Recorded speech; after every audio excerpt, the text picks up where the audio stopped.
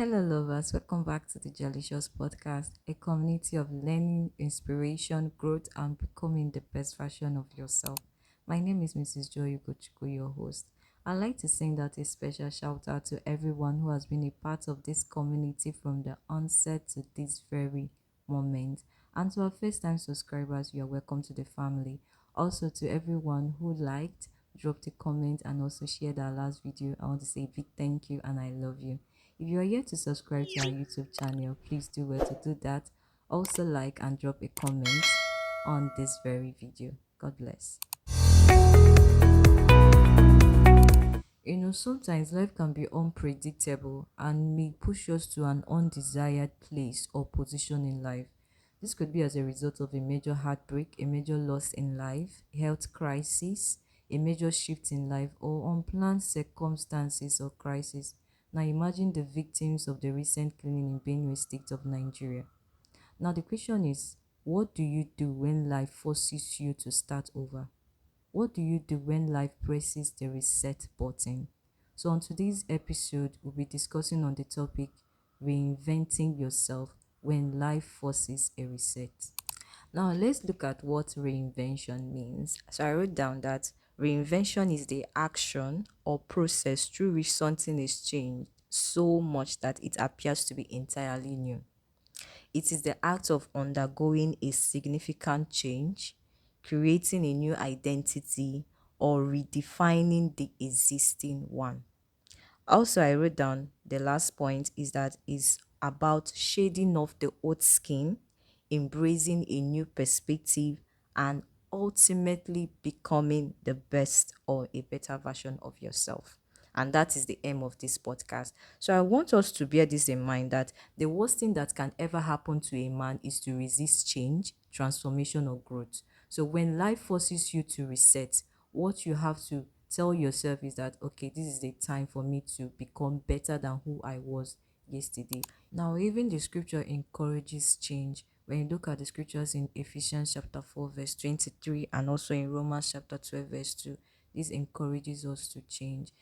Sometimes we are the one that, okay, I want us to bear this in mind that change is a choice. But there are times that we might be the one to say, okay, I want to change. But there are times that life is the one pushing you to change. So at this point, based on our topic, when life is the one pushing you towards change, what do you do? What do you decide to do at this point? Reinvention may not come easy. Change may not come easy.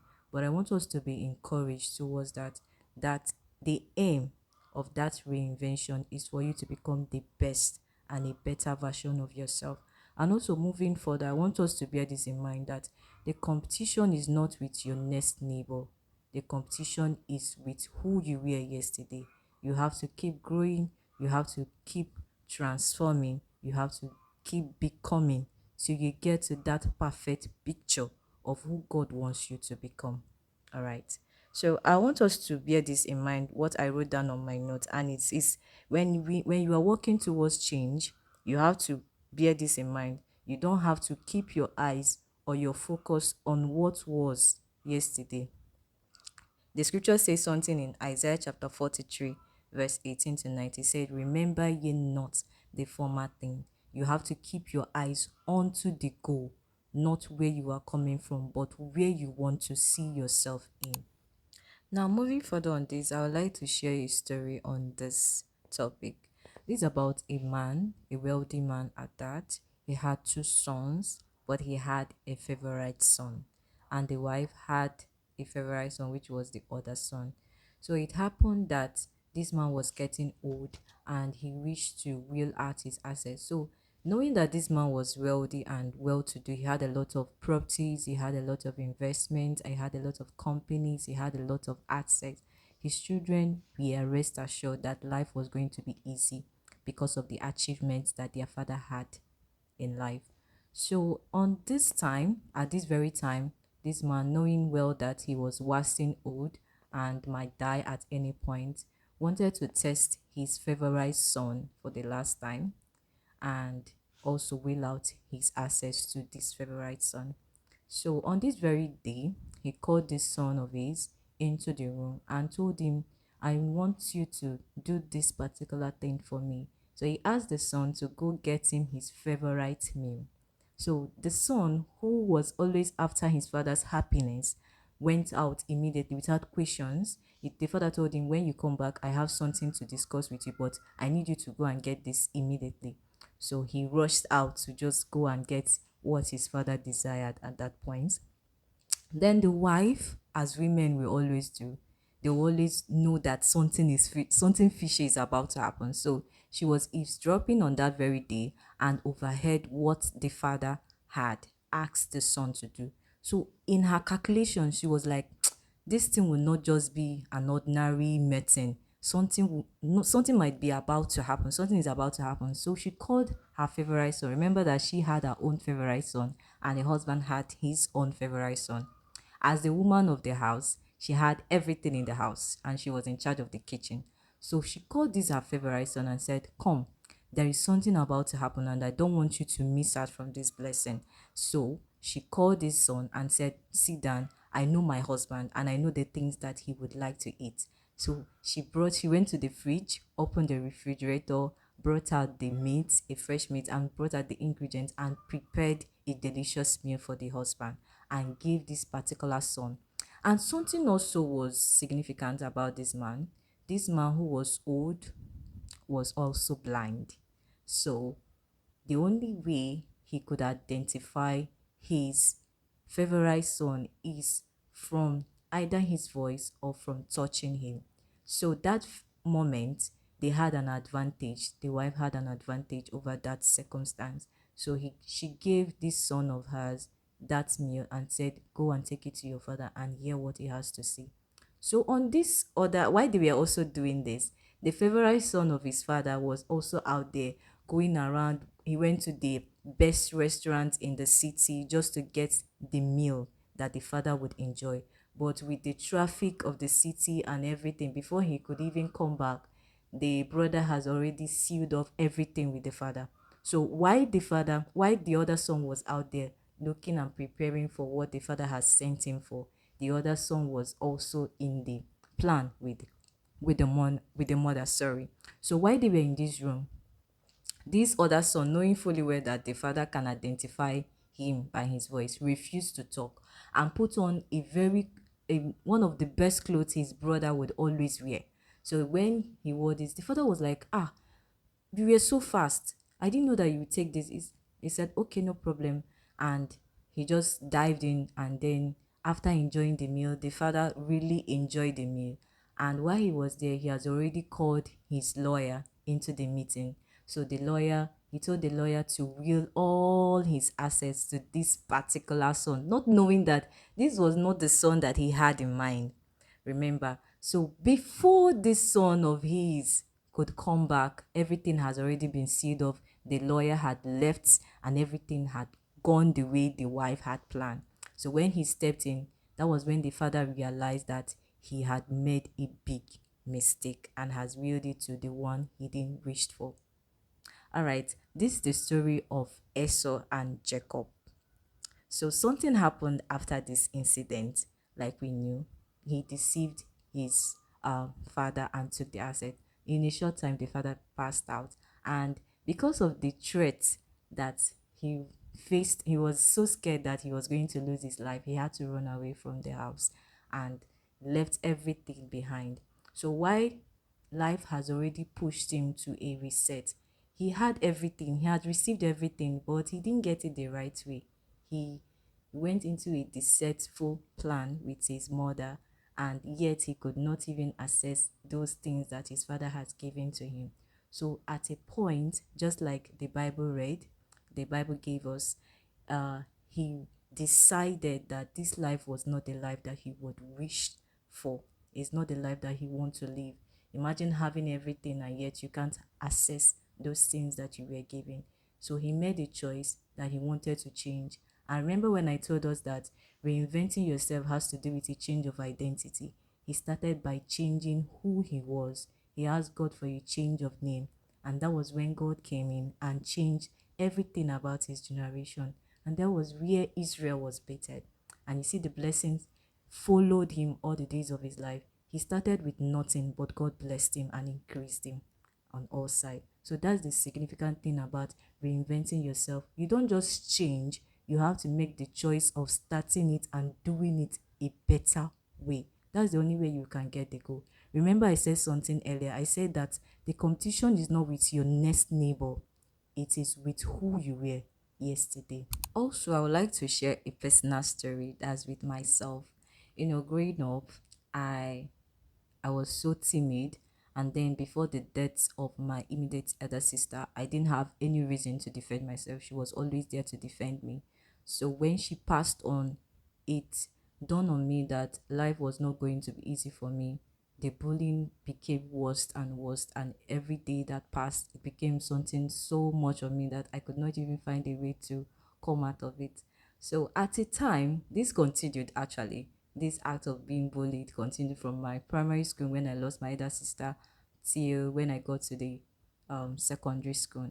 So it happened that this particular incident, it has been going through that way. When I find myself being bullied, the only thing I can do is I will just go back and cry, maybe my secret place, or I'll just be quiet. I don't know how to defend myself at that point. So in that particular year, I think that was the beginning of a change. My senior school, my senior class, the females, the girls are allowed to make their hair, and there was a particular hairstyle that is being advised or allowed in school. And on every Thursday during the week, you are not allowed to put on the barrette, and that was the way the school check for our hairstyle and all. So that particular week, I went to the hair salon and I wanted the hairstyle, but I didn't get what I wanted. So throughout the week, I've been on Barrett. On that Thursday, before I left the house, I've been thinking, I was like, God, what am I going to do? I remember we did a topic one time, a discussion about self talk and dialogue, internal dialogue. So at home, I told myself, oh, there's nothing I can do about this. I just have to try and just face it. After today, I'm going to lose this hair and make another one, a better one during the weekend. So I've already convinced myself that I am going to face whatever comes through it. So getting to the school gate, I have to remove my barrette and put it into my bag. And lo and behold, the moment I stepped into the compound, everyone started laughing at me because of the hairstyle. And I didn't really, respond to anybody, but it actually pained me. It was not easy for me on my own side. So in my class, it became worse. My friends, everybody, my classmates, everyone was making the fun of me. And at the time, I became used to it at that very day because I've already told myself I'm ready for this. Then, when everyone was already calm with everything that was coming, and I've already accepted that change and ready to defend myself at this point. So during the break time, I stepped out with two of my friends and we wanted to go and get something at the canteen. And there were these girls that were known for bullying. They were sitting at that point. So while I was coming, my friends were in front and they passed and I was behind. Then one of them, I would not mention her name on this podcast. She came towards me and started laughing all of a sudden and started making fun of my hair. All of like from me, I just again and started laughing. So at that moment, I just stood and I was just looking at her. The moment she was done laughing, I just made a statement. Are you done? The whole, like, everybody around that place, both the junior student, the senior student, started laughing at her. The table turned towards her. So that convinced me that I could become better, that I can actually defend myself. Even without saying too much, I can, stand up for myself. So it changed my mindset from that moment, and it gave me an encouragement to reinvent myself into building a tough skin and being able to stand up for myself. So reinventing yourself is not failure. It does not mean that you cannot become better or you are regretting, oh, what am I going to do after building this so much? How am I going to start up? It's not going to be easy. Like I said earlier, when you are being forced, you are not the one making that decision, I want to change. There are times that life is the one pushing you towards change. It might not come easy, but you have to encourage yourself. The goal is becoming better. The goal is becoming the best, and you are not going to sit down until that goal is achieved. All right, on this topic, like we do, there are key points and there are helping exercises that we give on every topic. So there are key points I want us to focus on, and I wrote them out. I wrote them down in my notes. And the first key point or key thing I want us to bear in mind for the sake of this topic is that I would like to point out to us or focus on recognizing the reset moment. You have to know there are signs that should be able to point out that, oh, this is time. This is the time that life is pointing you to reset. There are things that you should recognize that will make you know that this is a reset moment. And the first one is that you have to pay attention to the signs that life is redirecting you to something. And you should also know that resisting that growth, resisting that change will always lead to more pain. Change is the best option. A man that resists change is not ready to become better. So I want us to know this, that don't expect a different result when you stick to doing things in a particular way. Don't expect things to change when you refuse to change. When things are not going well and life is telling you this is a time for you to reinvent yourself and you refuse to change and you continue doing what you have always done, remembering the old things, remembering the former thing, and not looking towards a better picture, you will end up frustrating yourself the more. Then the second thing I want us to focus on for the sake of this topic is that letting go of the old identity. Let go of the old identity. You can grieve, you can feel pain about the old version of yourself or about the things you've lost, but don't dwell there. You can grieve, you can give yourself some time to mourn, to cry, to feel the loss, but don't dwell there. And then the second thing about that point is that you have to break free from every guilt, from every shame and fear. Remember the story I shared earlier? It is the point in my life I was in pain. I've lost someone that used to be uh, my defender, the one that always speak up for me. And I was at the point of being shamed or mocked, but I had to take the change. I have to decide that I need to work on something, and it's paid off. Remember the story of Jacob. He deceived his brother. He worked with his mom to get the blessing of his father, but he had to decide, I don't need to dwell in this guilt. I don't need to dwell in this fear. I have to work out something new. So you can also do that. Don't dwell in your grief.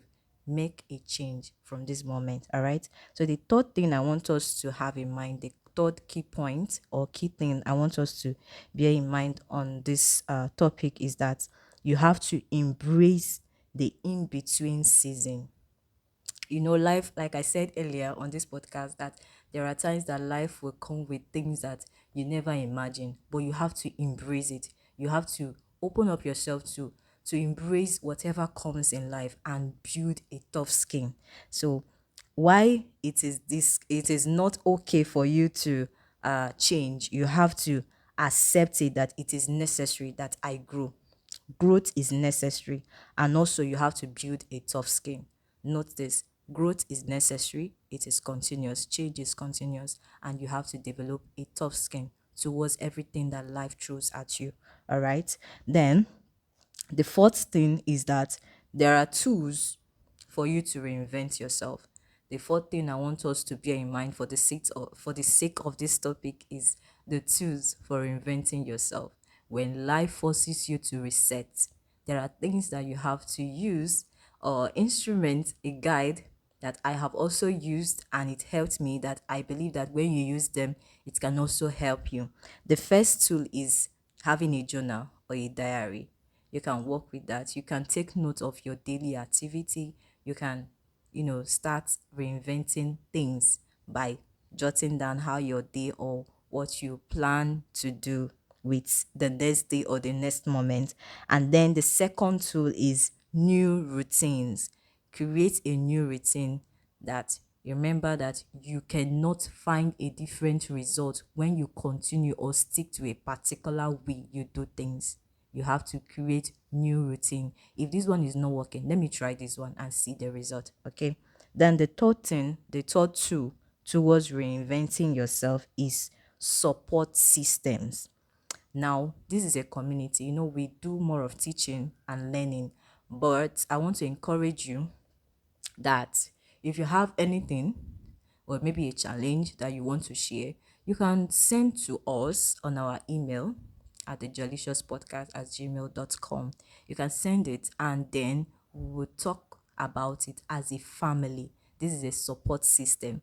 But if you want to create a support system around you, maybe a physical system, you can look out for people that you trust and talk to them and then ask them to help you grow. All right. So support system is another tool for reinventing yourself. Then the fourth one is vision boarding. Vision boarding, and this helps us to create a new identity. Now, you've lost something in the past. You have lost your business because of an unpredicted or undesired crisis or challenge, maybe a bad investment. Now you have to, yes, grieve. Remember, you are free to grieve, but don't dwell there. Something better can come out. Sit down, draw a plan. This is the vision, this is the goal, this is what I'm going to do. My present state does not determine who I am. It is who I am working towards, who I become tomorrow. All right. So draw a vision board towards building a new identity, a better one at that. Then the okay, these are the tools. Let me just go over them again. The tools. The first one is journaling. Have a journal, a diary. Create a new routine. Have a support system, and also a vision. Now, before we go further on this topic, I want to draw a point that we have to keep reminding ourselves about or keep focused on, and that is reinvention may not come easy, but don't resist it. Reinvention may not come easy, but don't resist it because the art is more profiting. Also, learn from the stories that we have shared earlier. Reinvention may not come easy, but the result is more profiting. Now, like we always do on our podcast, we give out exercise that we can practice. Now, these are some practical exercise into reinventing yourself. The first one, and I will encourage you to try it out. In our last video, there are people that tried our practice exercise and the result was profiting. So I would encourage you to practice this as well. So the first practical exercise towards reinventing yourself is that you have to get a journal or a diary. The second one is analyze your daily living in words. Analyze your daily living in words. The third one is use affirmations. Speak positive things to yourself. Speak what you want to see every day of your life. Then the next one is ask and answer these questions. Why putting down things on your journal or your diary? Ask you and answer these questions. The first question you have to ask and answer yourself is who I was before. Like you have to ask yourself who I was before the reset, before life pressed the reset button. Who was I then? Then the second one is who am I becoming now? Who am I becoming now? That's the second question you have to ask and answer yourself. Then the third one is what do I need to release? What are those things that I have to let go of? What are those things I need to change? What are those things I have to forget about? And then the last is what do I need to embrace? What are those things that I need to accept? And what are those things I need to work with? So if you can do this, you can practice this intentionally. I promise you, you will be able to get the best result. Remember that reinvention may not come easy, but the result is more profiting. All right, lovely people. Thank you for staying with us and joining us on today's episode on the Joylicious podcast. If you're in your reset season, I would like you to take a breath with me.